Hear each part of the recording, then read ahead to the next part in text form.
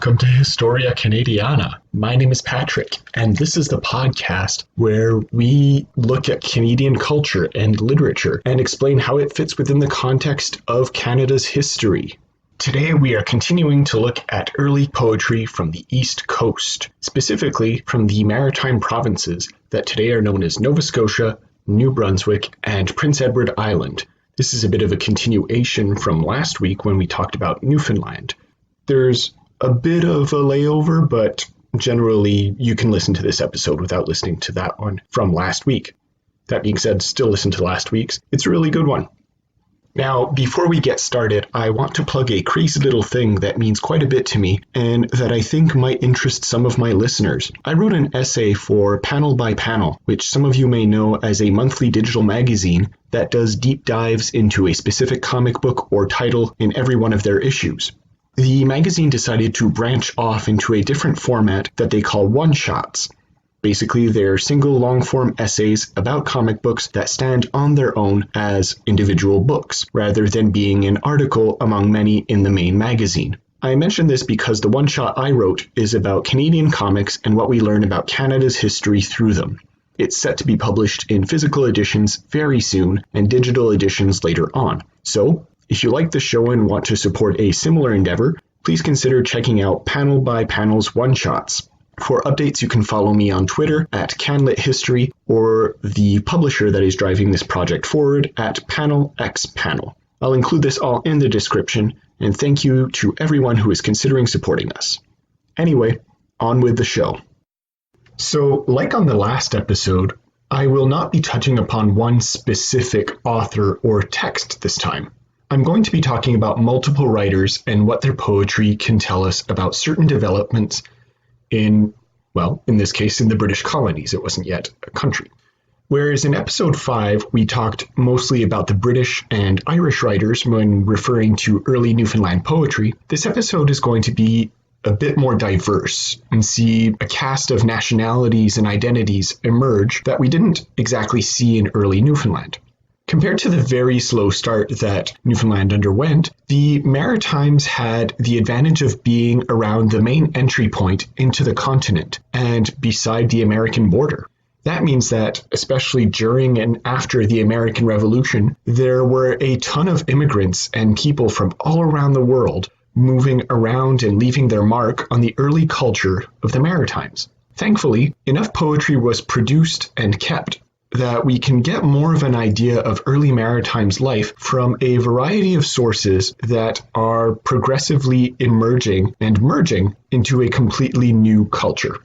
An aspect that we will see develop that is particularly important as it will stay to this day is the development of a distinctive type of satire. So today, let's look at some verses from both men and women that come from the US, Scotland, Britain, and even finally from Canadian soil.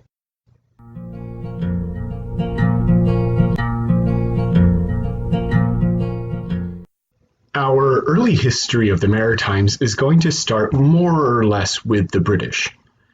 As I've stated in the past, the natives and French populations, while being relevant to this history, will be getting their own future episodes. As we mentioned in the Champlain episode, the French would occupy the territory known as Acadia from the early 17th century until the Treaty of Utrecht in 1713. That was a tenuous agreement that gave the British control of what is now the Canadian East Coast, the borders of which were constantly contested until 1763, when the French would lose their North American territories to the British once and for all. Acadia encompassed what would become known as the colony of Nova Scotia, which is Latin for New Scotland. Until the second half of the 18th century, all of that region of the Maritimes was known by the British as Nova Scotia. It is only in 1769 that the colony would begin to be divided up with the creation of Prince Edward Island, and later in the 1780s of New Brunswick. In terms of population, there was quite a diversity already at the start of the 18th century. There were obviously the Native Americans, mainly from the Mi'kmaq Nation, who, starting in the 16th century, were starting to be pushed away from their land if they survived the initial contact with European disease and warfare. By the 1700s, many had already gotten used to the sickness and were left with the problem of negotiating land treaties.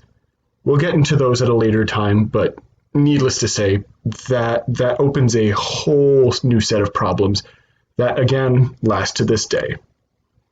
Another notable part of the population was those that we know as Acadians.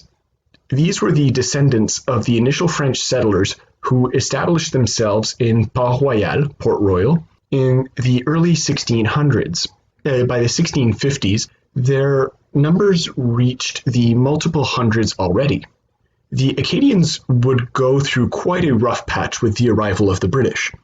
While the latter were initially slightly tolerant of this population, by 1755 there would be an active removal from Nova Scotia of those who would not pledge allegiance and loyalty to the British power.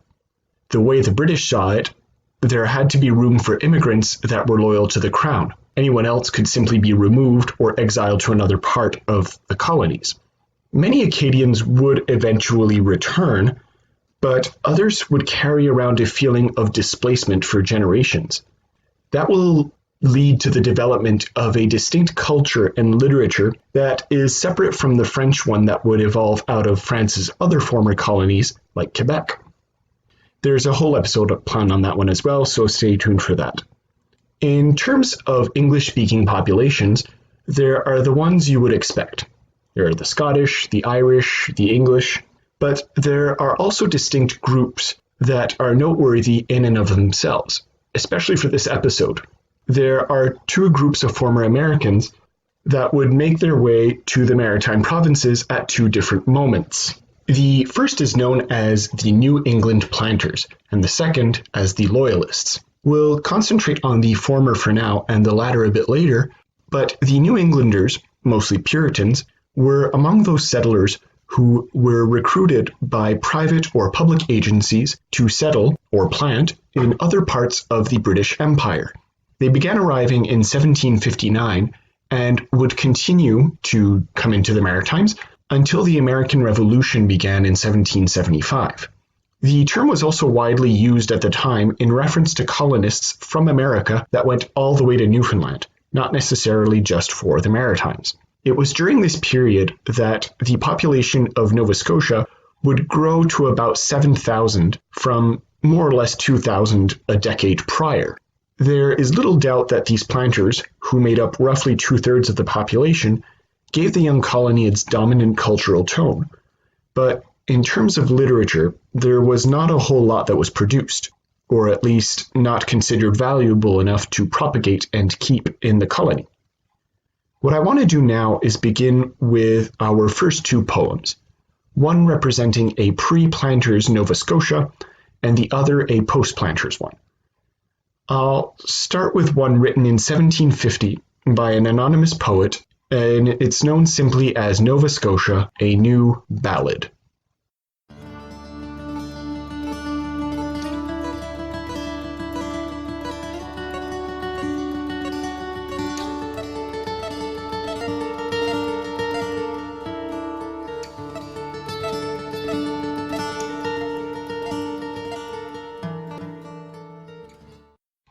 Our first poem is not too dissimilar from the more propaganda type of writing that we saw Robert Heyman turn out on Newfoundland 2 weeks ago. The difference is obviously that it would have been easier to convince people to come to Nova Scotia than Newfoundland.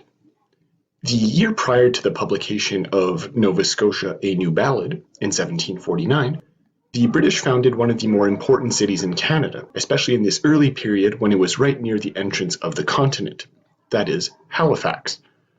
At the time, the town was established as a way to offset the threat of the fortress of Louisbourg, which was still occupied by the French.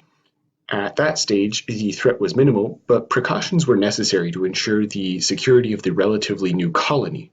I mention Halifax specifically not only as a point of reference, but because the poem is meant as a way to promise the settlers of Halifax the dignity and prosperity that was the self-proclaimed right of the British.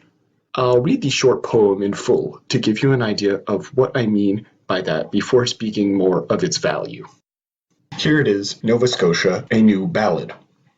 Let's away to New Scotland, where plenty sits queen, o'er as happy a country as ever was seen, and blesses her subjects, both little and great, with each a good house and a pretty estate.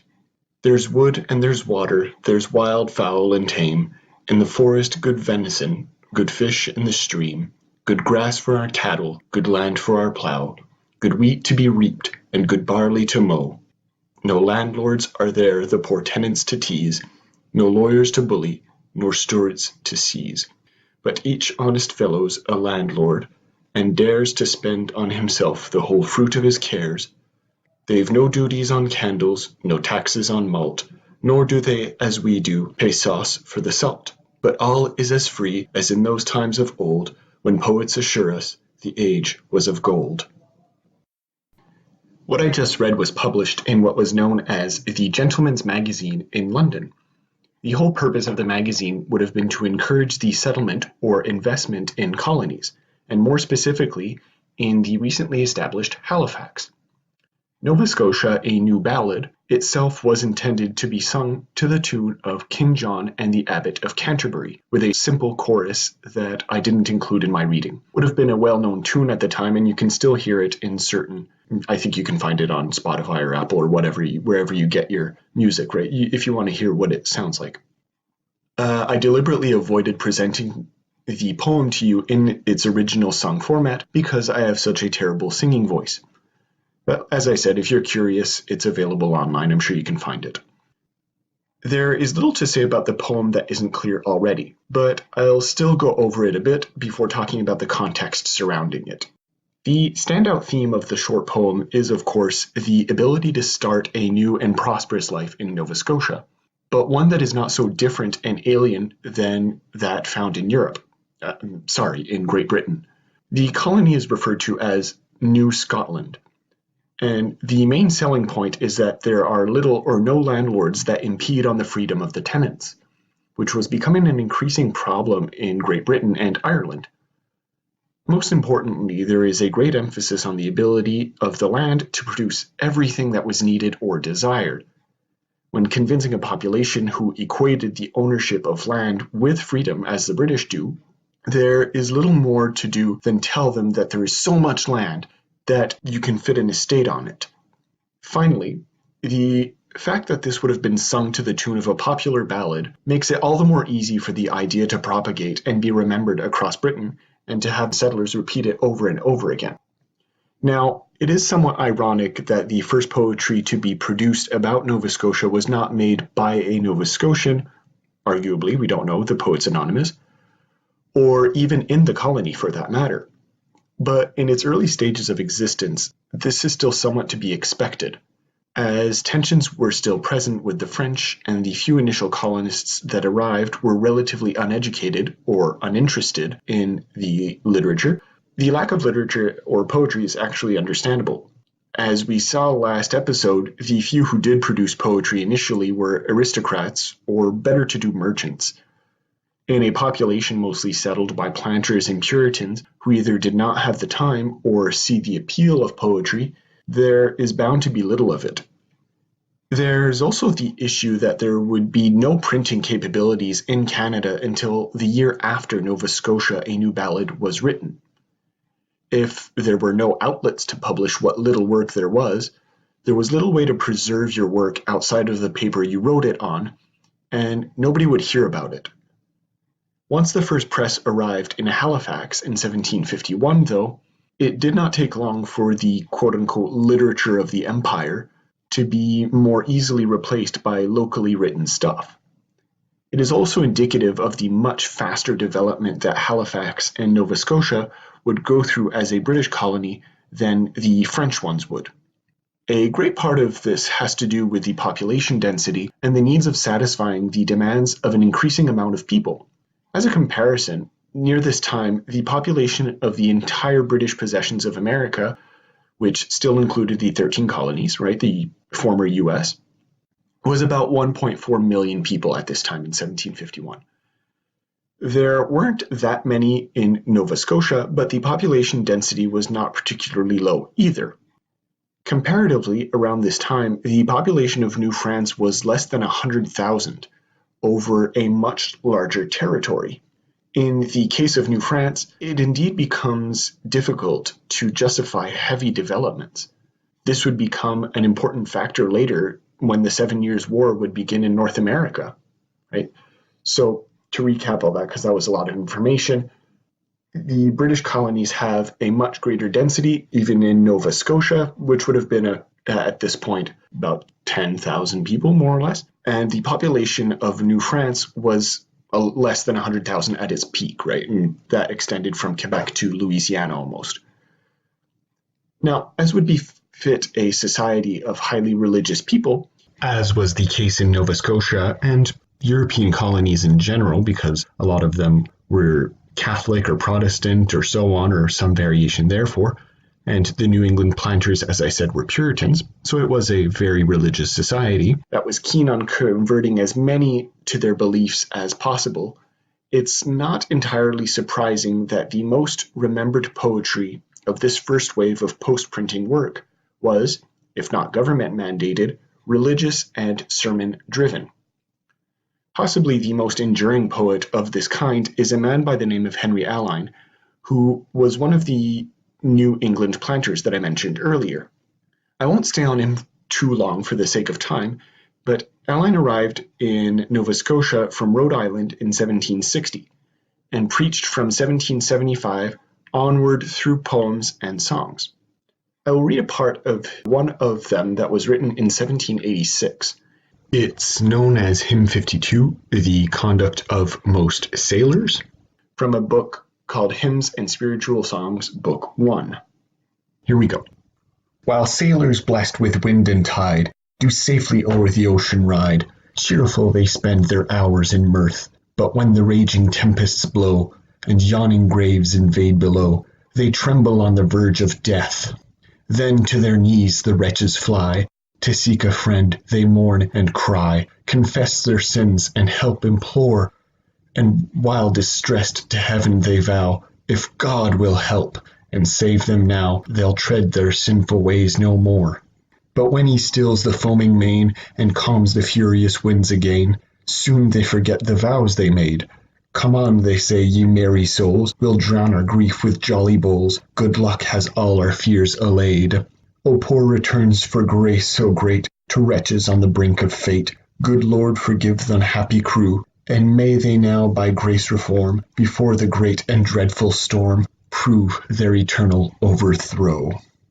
Oh, you can really feel the doom and gloom in that one, eh? So anyway, hearing this gives us very little insight into specifically Nova Scotian or Canadian culture, save for the intense religious nature of these early settlers and communities.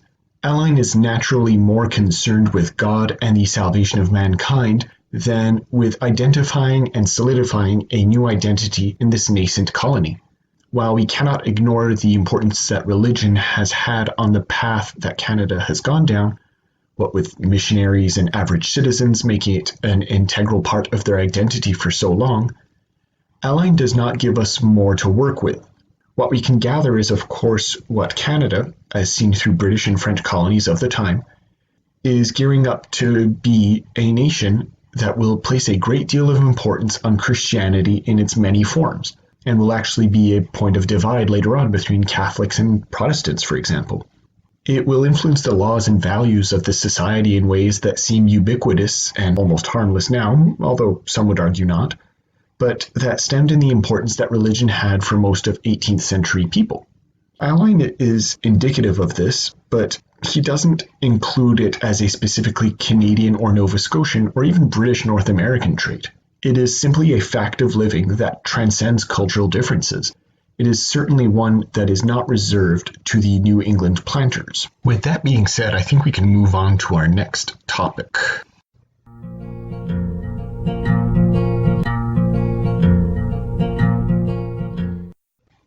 Now, I think this is a good time to get into the Loyalists that I mentioned earlier in the show. I've referred to them often in passing in previous episodes because the Loyalists were a group that spread out to many parts of eastern Canada from Ontario to the Maritimes and Newfoundland. I'm referring to them again because in terms of sheer numbers, population density, and proportion, this group of immigrants was very important to the Maritime provinces. For those of you who might not remember, the Loyalists, or United Empire Loyalists, were a group of former inhabitants of the 13 colonies who fled to British colonies that were adjacent to the nascent American Republic during and after the Revolution. Now, the mass immigration of these Loyalists was not immediate, as anyone would be. Many of them were hesitant to leave their homes. But as the war was dragging out into the 1780s, the British would organize convoys to remove swaths of people who were loyal to the crown and its cause from America. Due to its proximity, a majority of these were sent to Nova Scotia. Now, the Loyalists were not a homogeneous group. There were men, women, and children from a variety of backgrounds and social classes. They were rich and poor, farmers and merchants, aristocrats and artists. They came from Ireland, England, and across the world. There were even a subgroup of Loyalists who came to be known as Black Loyalists. These were slaves and former slaves who were promised freedom and land if they also joined the British side. I have a whole episode planned on Black Loyalists and slavery in North America coming up soon, actually, so stay tuned. But for now, these men and women, no matter their background, were promised better lives and sometimes the possibility of well-paid and secure positions within British administration if they proved their loyalty by going to Nova Scotia and fighting for the crown against American rebels. Before getting too deep into their impact on Nova Scotia, as usual, I want to look at two poets who were among those who came to the province from America. These were Deborah Howe Cottenham and Jonathan Odell. Cottenham is actually the first woman we will be talking about on this show. It is always unfortunate that it takes so long, but given the context, it makes some sense since often women were restricted in their ability to circulate their art, especially in 18th century Western societies. Anyway, Deborah Cottenham was actually raised in Nova Scotia, but moved to Salem, Massachusetts, after she had been held as a prisoner by the French at Louisbourg in 1744. Yes, the same Louisbourg that justified the construction of Halifax. She would remain in the 13 colonies until the outbreak of the American Revolution in 1777, at which point she claimed a Loyalist status and returned to the Maritimes. During the 1780s and 1790s, she would establish schools for girls in Halifax and St. John, which were noted for their high standard. Most of the students were the daughters of the Loyalist elite who recently established themselves there, actually. And during this time, she would write poetry that was very influenced by the classical British style of writing at the time and circulate it privately under the pseudonym Portia. It was too unbecoming of a higher status woman like her to publicly write poems, and actually too unbecoming of almost any woman by that standard. Now, I'm going to read to you from one of her poems called On Being Asked What Recollection Was, which was written at an unclear date in the 1780s, and this will give you not only an idea of what I mean by the typical British style of the time, but will also indicate what kinds of themes many Loyalists were going to write about. As opposed to what we did with the previous poems, I'm only going to read a part of it, as I've done in past episodes, because this one lasts a few pages and I will run out of breath and I don't feel like doing that. Anyway, here we go. On Being Asked What Recollection Was by Deborah Howe Cottenham. What recollection is, oh, wouldst thou know, 'tis the soul's privilege below, a kind indulgence by our Maker given, the mind's perfection and the stamp of heaven. In this alone the strength of reason lies.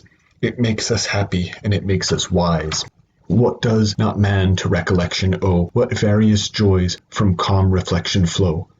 What but this power, this faculty divine, can time recall, and make it once more thine? By this unaided, mortals could no more review the past, explore the future hour. What poignant pangs would rend the feeling heart, doomed with the lover and the friend to part? If with the object, memory too should fail, and dark oblivion draw her stable veil, o'er every pleasing scene of former love, our present bliss, our future hopes above. Who could survive a friend's departed breath, if all were blank before and after death? What smooths the bed of pain and brow of care, if happy recollection dwell not there? 'tis this alone bids virtuous hopes arise, and makes this awakening penitent grow wise. At the expense of being just a bit confusing, I'll talk about Jonathan Odell and his poetry right now, and return to Cottenham alongside him afterwards. This will allow us to paint a more complete Loyalist picture in one go, and actually even later we're going to add another poet to it, which is going to kind of throw a wrench in this Loyalist wheel that we're spinning. Jonathan Odell, while addressing similar themes of loyalism and nostalgia that Cottenham did, was also known as a satirist. He often wrote his prose and poetry with a tinge of comedy and irony that is going to provide a different outlook than Cottenham and other Loyalist poets. Comedy, as we will see, is actually going to become quite the staple of Eastern Canada and New England writing, and its origins can be traced back to the likes of Odell. This Church of England cleric was born in New Jersey in 1737. He would be one of the later waves of mass immigrants to move to the Maritimes in 1784. Specifically, he ended up as the provincial secretary of New Brunswick, once it was actually created in that same year. He got this post because of his loyalist service to the crown, which included the writing of pro-British poetry, which was tantamount to propaganda.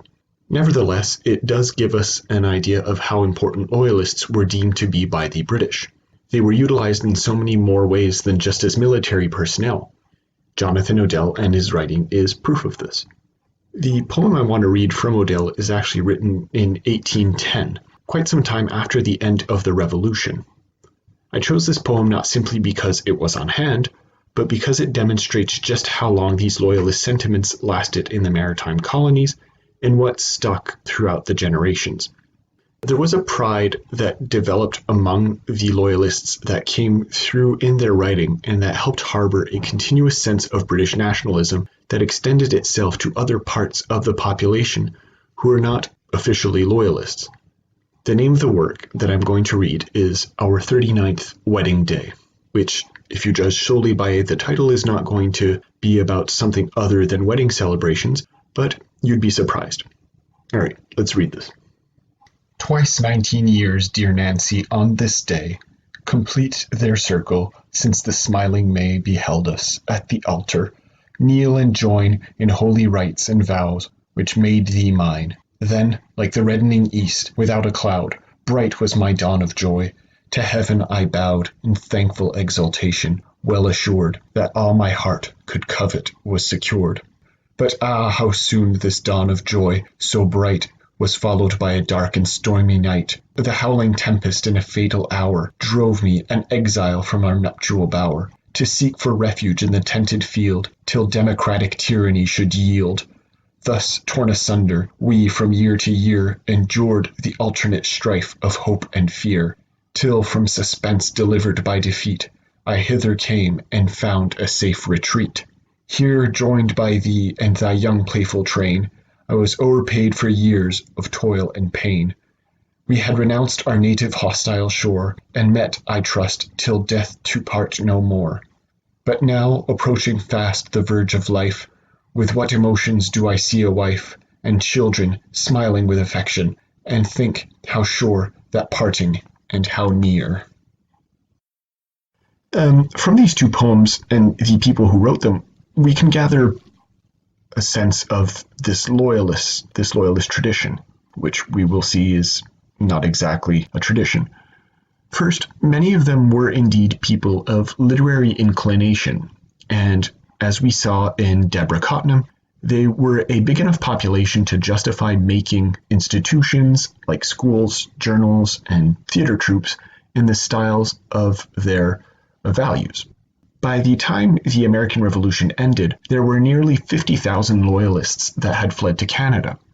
That definitely justifies the amount of impact that they had on the Maritimes, even when considering that about 10,000 of them would leave towards Quebec. The literary inclinations I mentioned before reading Cottenham's poem were very much rooted in British styles, both in format and language. This is a style clearly influenced by the likes of Wordsworth and Cooper. Furthermore, as we see more in the Jonathan Odell work, There were a great deal of satirical writings that directed attacks and laughs at the Republican sentiments of the American rebels. All of this combined with some particularly nostalgic lyrics which longed for the home they were exiled from, and rousing patriotic anthems that celebrated the British flag and the accomplishments of the crown. One of the most common uses of glorifying the British way of life was to laugh at the American Republic and the perceived buffoonery that befell that nation. There are few ways to undermine an enemy more than denigrating his very actions in a way that make them sound ludicrous. Cottenham's verses were very similar in themes, but they didn't have the comedic tinge to them. The style was different. They were more of a romantic and flowery type of poetry than anything else. Nevertheless, the theme of memory and recollection for a past that is difficult or impossible to return to is certainly present in both writers. There are many other writers that would produce the same type of poetry as Odell in the 18th century, such as Robert Vietz, who would run with the satirical elements in his early writing. Comedy and satire is still a very present part of Canadian writing, which has been particularly fond of a dry and witty approach. Later writers like T.C. Halliburton and even modern writers like Eden Robinson use this comedic writing to fantastic effect. One can also look at Anne Hecht if you want an idea of the style that Loyalist women brought to the Maritimes with them.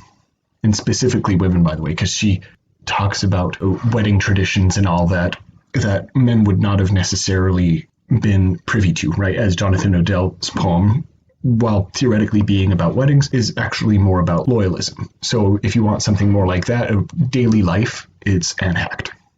The theme of memory also goes hand in hand with nostalgia and tradition. In fact, the ideas presented in Cottenham and Odell are really the only recurring ones in the Loyalist repertoire. This is where the aforementioned wrench comes in. It would not take long for many of the Loyalists to realize that life in Nova Scotia, New Brunswick, and Prince Edward Island was not all it was cracked up to be by the British. The land was poorer than expected when they got there, and the harsh winters were not something that many were habituated to. Furthermore, many Loyalists, especially the previously referred to Black Loyalists, became disenchanted with the colonial governments, which were too often headed by inexperienced men. By 1800, thousands of unhappy Loyalists would actually return to America now that the war had ended. The Black Loyalists would actually, by droves, head to what is today Sierra Leone. Again, we'll get to that later. Another option for them was also westward migration into Quebec, which at that point was also British. The land was a bit better, they thought, and there was a bit more opportunities. An example of a writer and poet, just to bring it back to our podcast's theme, is a man by the name of Joseph Stansbury, who would return to America in 1783 on the eve of the creation of New Brunswick. An example of his mixed or even hostile feelings for Nova Scotia can be found in his poem To Cordelia. Now here's a small snippet of that. Believe me, love, this vagrant life, o'er Nova Scotia's wilds to roam, while far from children, friends, or wife, or place that I can call home, delights not me. Another way my treasures, pleasures, wishes lay, in piercing wet and wintry skies, where man would seem in vain to toil. I see, where I turn my eyes, luxuriant pastures, trees, and soil, uncharmed I see. Another way my fondest hopes and wishes lay. Oh, could I through the future see enough to form a settled plan, to feed my infant train and thee, and fill the rank and style of man. I'd cheerful be the livelong day, since all my wishes point that way.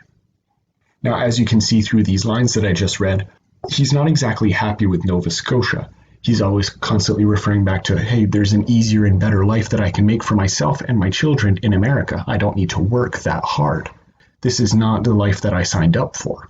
And the thing with these initial Loyalists is that while there are some early themes that are explored in their writing that will remain integral parts to Canadian letters, it is difficult to qualify them as writing for a Canadian audience or a Canadian mindset, or even within a unified mindset of their own. Their tastes were formed elsewhere, and they themselves viewed each other as British above all, not something else, not something new. There was no single vision for British North America, save that it was just that, British. Where you will start to see a sense of distinctive national pride developing among the colonial population of Nova Scotia is with the sons and daughters of the Loyalists. It is actually with this generation that you will get the mythologized version of Loyalist unity that many have today. The second generation was more homogenous and aware of itself as having developed an identity, and it applied that to their past. Where the Loyalists were an important point in Canadian history, in terms of population and future generations that it spawned, it is difficult to qualify them as a foundational aspect of the country in and of itself. So, where their fathers and mothers planted a metaphorical seed, it was the second generation of Loyalists that would lay the foundations of a literature that can be seen as purely and deliberately Canadian, and not just a literature, but an identity.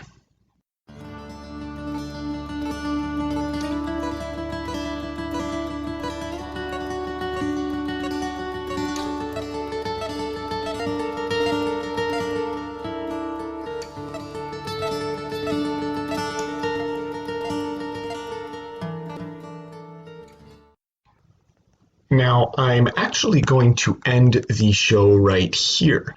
I know it might be a bit of a cop-out to do so just when it gets quote-unquote juicy, if you will, with the Loyalists finally having descendants that do important stuff for Canada, but I feel that I have to. It would be just too much for a single episode to include the Loyalist descendants, and I want to give that period its due when I get to it. For now, I think there was a significant amount of ground covered just in this episode, right? We saw the establishment of significant segments of the population that had enough of an impact at the time to inform a significant part of our society today. This relates mainly to the development of certain cultural aspects like theater, journals, and stuff like that, which we didn't really touch upon. I mostly just told you that that's what happened, as well as certain literary inclinations like comedy or memory, which remain to this day.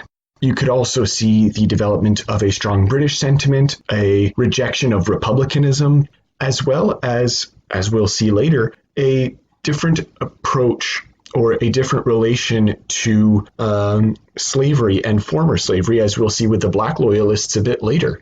It will completely change the dynamic now that there are significant populations of former slaves that actually helped the British against American rebels, for example. And we're going to see more about that in an upcoming episode very soon.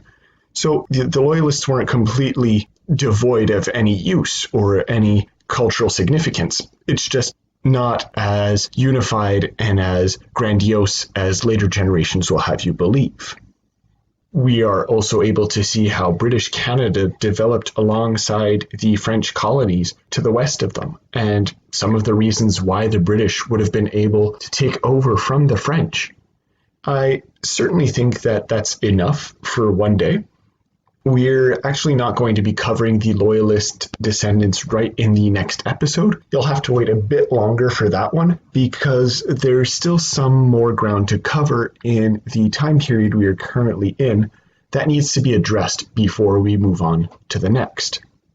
But that should just about be it for this week. Thank you everyone for listening. I just want to plug one last time what I'm going to have published soon. Once again, you can check out Panel by Panel, the comics criticism magazine that is published online every month. You can check that out on Panel X Panel on Twitter. And I wrote something for them, a long form essay for their one-shots. It's called Giants in the Shadows. And if you're into what we do here on the show, check it out. It's about comics in Canada, Canadian history, Canadian culture, all mixed in one. And you can get it in physical for its first print run, and then it's going to be digital. So you can follow Panel X Panel on Twitter for more updates, or you can follow me at CanLit History for updates, or if you want to reach out through there and suggest topics, that's also great. If you have any questions, comments, or concerns, you can always email them to me at historiacanadiana@gmail.com.